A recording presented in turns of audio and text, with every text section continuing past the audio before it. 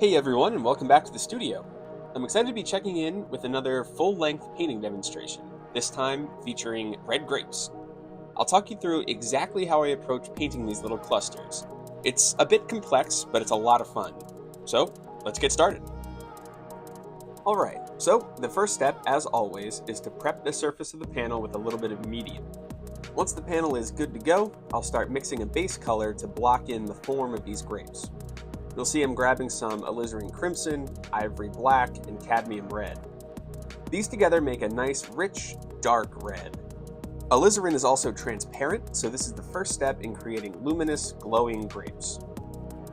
I start by placing some small hash marks to find the outer boundaries of the cluster, which gives me a little structure to work with and places the subject nicely within the borders of the panel. I'll then start massing some shapes in. Blocking or massing in this cluster is essential. It helps me avoid getting caught up in tiny details by establishing the entire shape right away as a silhouette. You'll see I use a combination of drawing and massing here. I'll sort of find an edge of a grape with a line, then mass in the form behind it. As I start blocking in the major shapes, I'd like to point out that I'm editing this cluster of grapes for the sake of the composition.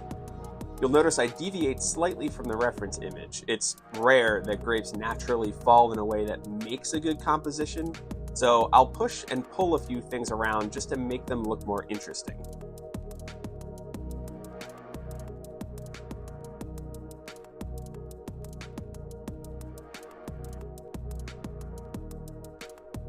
The truest form of blocking in happens where grapes overlap. I'm not concerned with defining the overlapping edges. I'm simply painting straight through the form to mass in the big shape that the grapes form together. We'll work back into this later to pull some forward and push others back.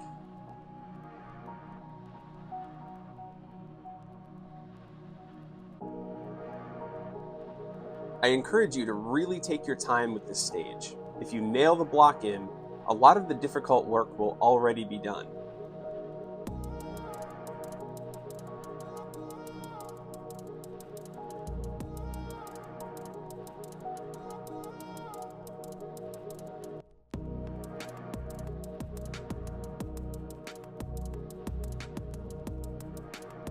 I try my best to thoughtfully place things in a way that looks good compositionally. For example, make sure you don't have two grapes barely touching, forming a tangent. Really push yourself to paint through the form where grapes overlap.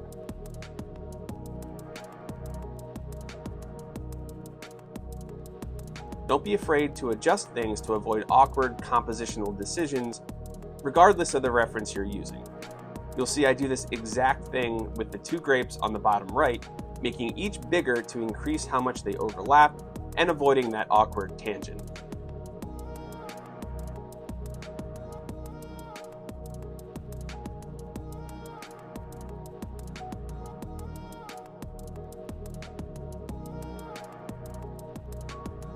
With the entire group massed in, we're ready to pull some of these grapes forward with color. I'll grab some cadmium red and a touch of cadmium orange to start brightening up my original mixture. What I'm representing here is called refracted light. This is light that is passing through a semi-transparent or translucent object and is emerging on the side opposite of the highlight. You'll see I'm introducing this lighter color on the bottom and right side of this first grape, which, like I said, will be directly opposite of the main highlight. Already you can see that this refracted light pulls the first grape forward and shows that it's resting in front of those behind it. With the first grape pulled forward, I'll move on to another using the same strategy. The most important thing to keep in mind when painting grapes: don't make them all the same. Choose one to be the brightest, two or three to be slightly darker, and have the rest be more simple and undefined. This is essential to establish depth and form in a cluster of grapes. There's the old adage that if everything is special, nothing will be. Pick one grape to be the main character and establish a hierarchy of detail down from there. You'll see this concept develop as I move on to the third grape.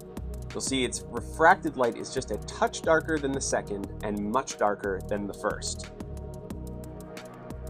The fourth and final grape with any glow is on the bottom. This one is significantly darker and more subtle than any of the others.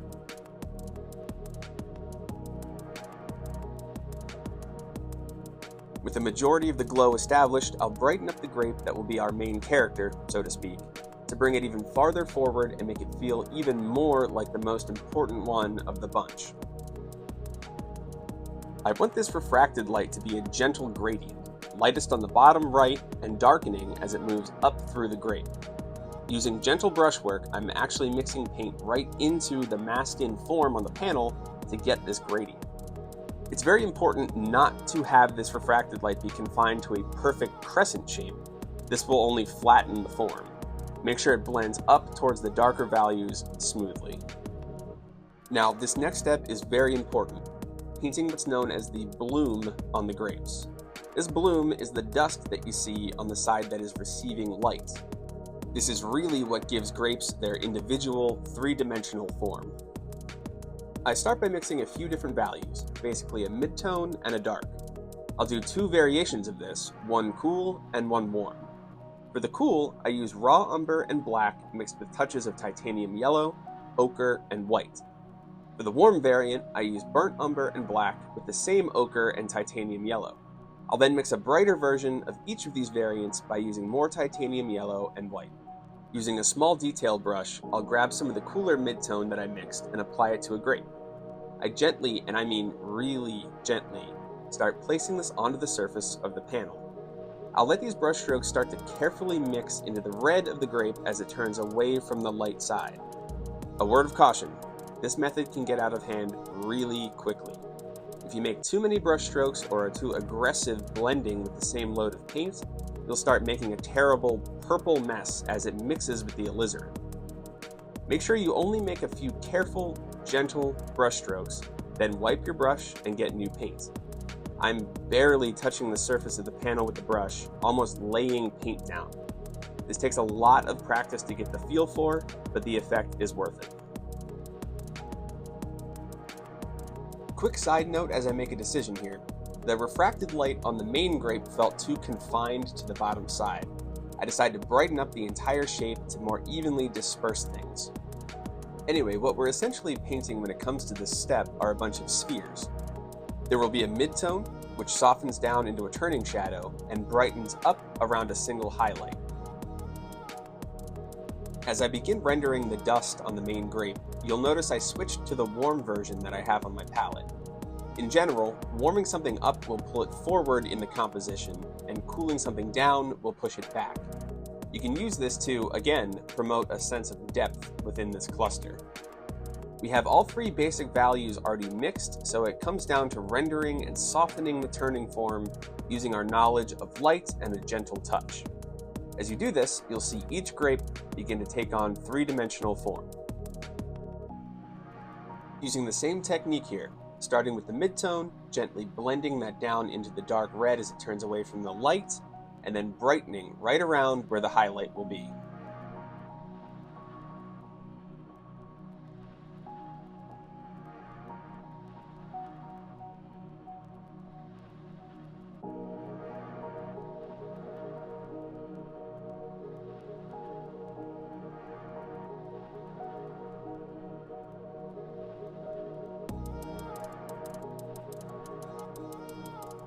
The grape on the back left here, again, should be cooler to show that it's slightly more in the background. I don't want this grape to have quite as much detail as the main one, so I won't show the same range of values as its neighbor. I avoid using the brightest values and stick mostly to midtones. This again pushes it back and makes it appear less significant.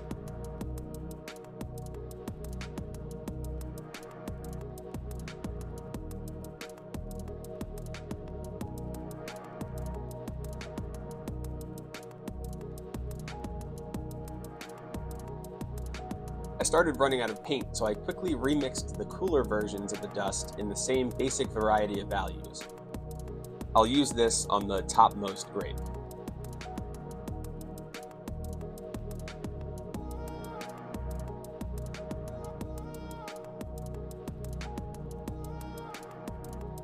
As I render this one, I want to point out the sense of depth that's already been established here. We have one main grape front and center. We did this by giving it the brightest glow and the brightest, warmest representation of dust or bloom. Each other grape is both cooler and not as bright in nearly every way. This reflects what I mentioned earlier. Don't represent every grape in the same way. If you do, they'll all seem important, and therefore, none of them will be.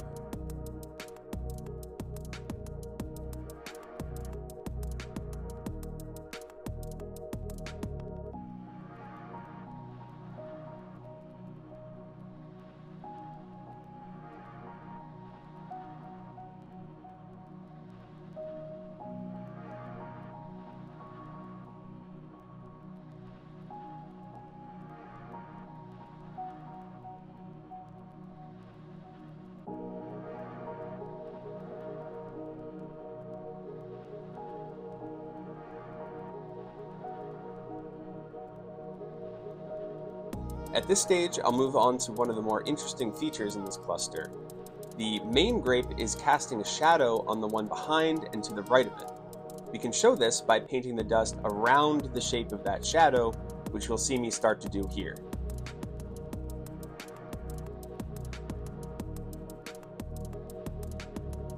I probably sound like a broken record, but again, I want this grape to be cooler than the one in front of it. This pushes it back and shows it's getting hit with less light overall. This one, though, is in front of the grape on the right, which is in shadow. Using the dust to define the edges of this grape shows that it's in front of that one. Again, this shows depth.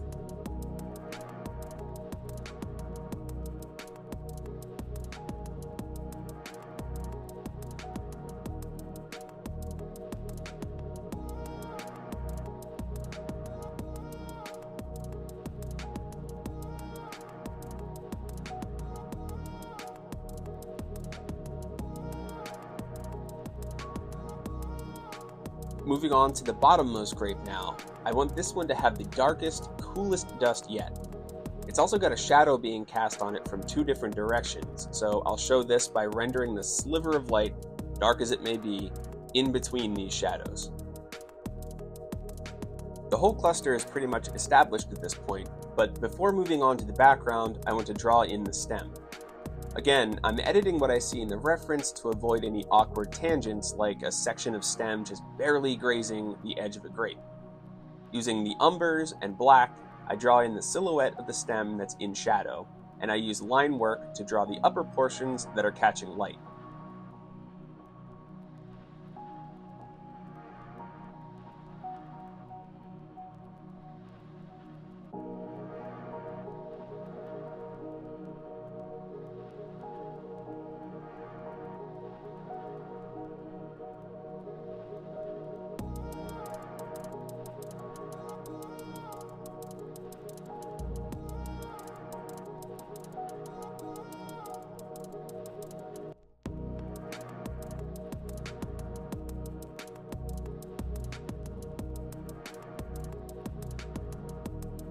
With the stem in place, it's time for the background.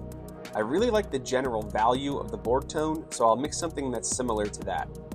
Lots of raw umber and black, lightened with some ochre and titanium yellow, will give me a nice drab green. I'll mix a lot of this because I'm not going for a gradient in the background. I like the idea of one cohesive value here. I'm also mixing a good amount of medium into this because I want it to be pretty thin compared to the grapes themselves. As I start to paint the background, I'm mostly concerned with how it meets the edges of the cluster. I'm trying to be very careful not to let a wild brushstroke mash into all the work I just did on these. I just carefully work my way around the panel, letting the thin paint flow onto the surface as organically as possible.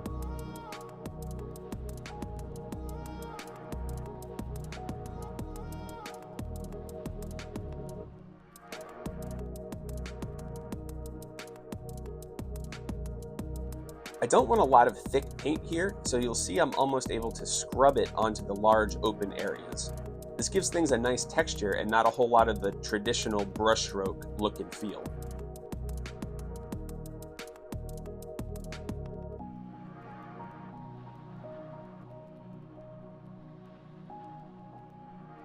The background is simple, but it takes some time. This, unfortunately, doesn't make for a lot of thrilling commentary. Basically, I'm using a larger brush, my size 2, to cover a little more ground. Because the background color is pretty close in value to the panel tone, I'm basically cutting in around the shapes I've already painted.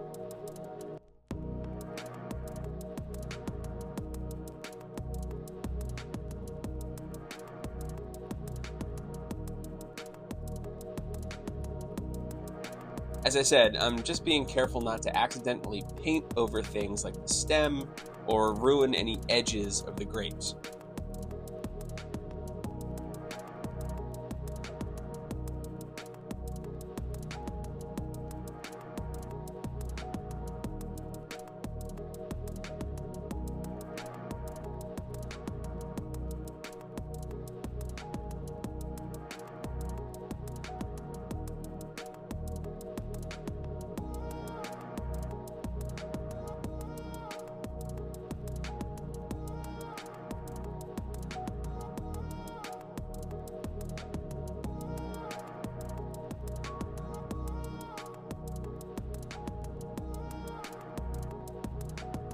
Something important to note, you'll see I flip the panel over. I do this because I'm right-handed, and there are certain brushstrokes, especially ones I need to be very precise with, that I just can't make as confidently. If you find yourself in this position, just rotate your canvas. This will free you up to make the exact stroke you need based on your handedness.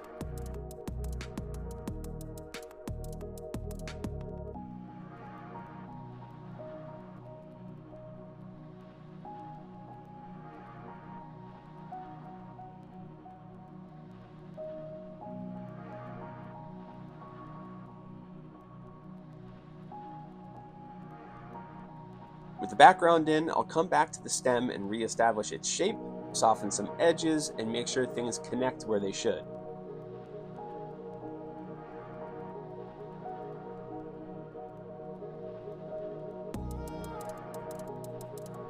I also start softening the edges of a few of the grapes where they meet the background.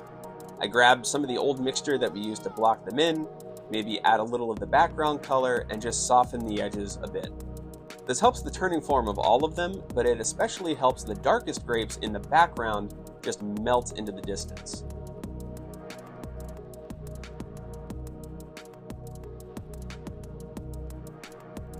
I also re-established the top edge of the top grape, which got a little lost in the background.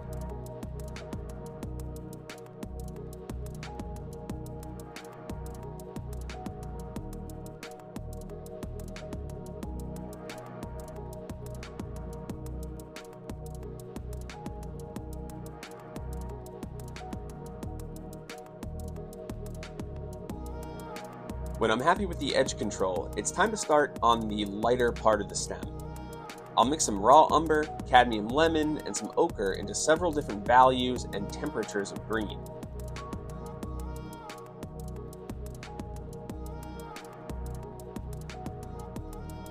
Using my detail brush, I start rendering the stem, keeping in mind that this form is basically a cylinder.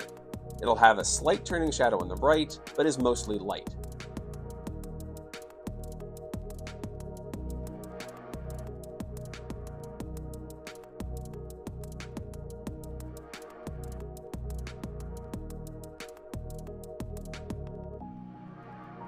The stem color has this really nice swing from cool green to a warmer, more ochre-y tan.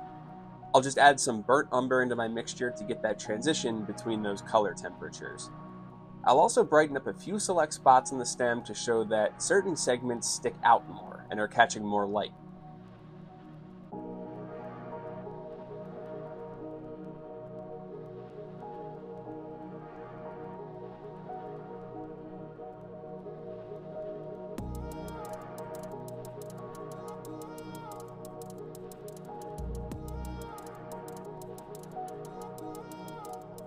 You'll see I decided to brighten up the top grape a bit, bringing it up to what will be the second brightest in the bunch, and again, making sure that the bottom edge is nice and soft.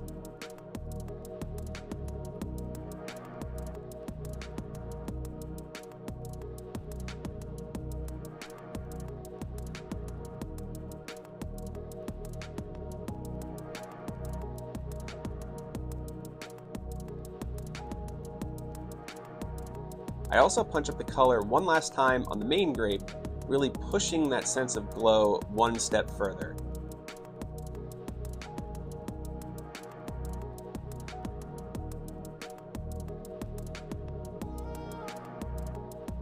Comparing everything to that, I go back to the top grape, just a bit brighter.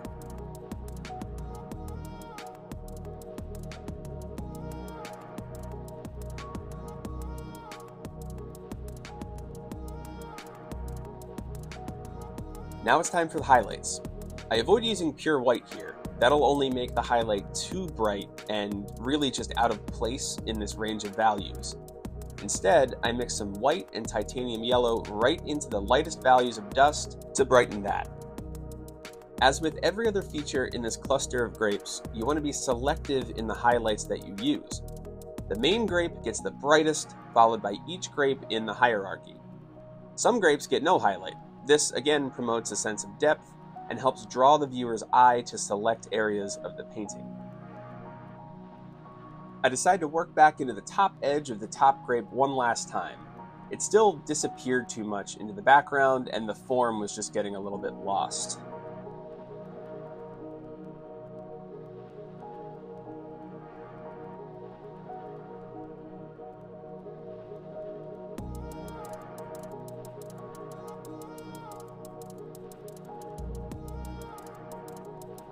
With a few little corrections to some edges throughout the painting, and the addition of another stem just to make sense of that left grape, this painting is done. As we take a closer look at the piece, you can hopefully get a sense of the depth implied here. Each grape is treated differently. The most important have the most detail and the brightest values, while the others retreat into the background in succession. Again, I know I probably sound like a broken record at this point, but this is absolutely key. As always, thank you all so much for watching. If you have any questions, please don't hesitate to ask. I already have more demo videos on the way based on your feedback so far, but let me know in the comments what you'd like to see me paint next. Thank you again, and I'll catch you all in the next one.